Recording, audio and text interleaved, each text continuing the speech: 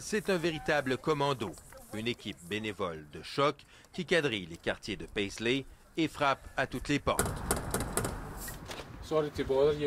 Les efforts déployés par le Parti travailliste dans cette banlieue de Glasgow sont à la hauteur des enjeux, car la ville est sur le point de lui échapper.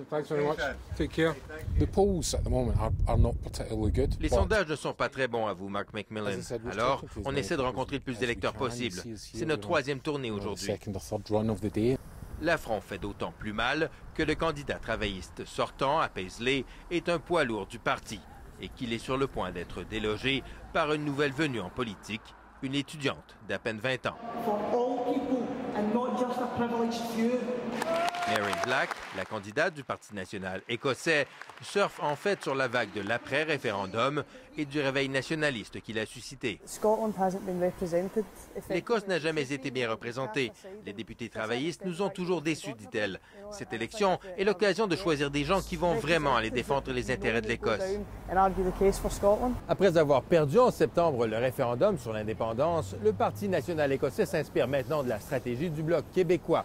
En faisant élire un maximum de députés au Parlement britannique, le SNP entend obtenir de Londres plus d'autonomie pour l'Écosse et pourquoi pas, d'ici quelques années, un autre référendum.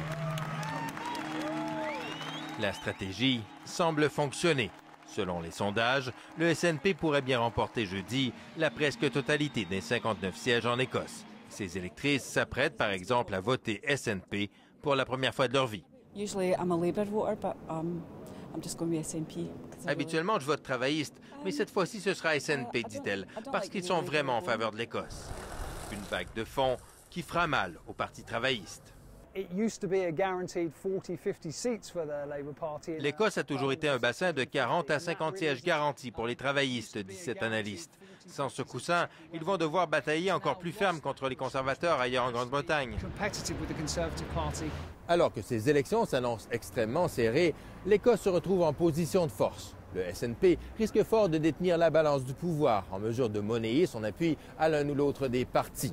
Tous s'accordent donc pour dire que c'est ici que va se décider qui va former le prochain gouvernement britannique. Ici Jean-François Bélanger, Radio-Canada, Glasgow.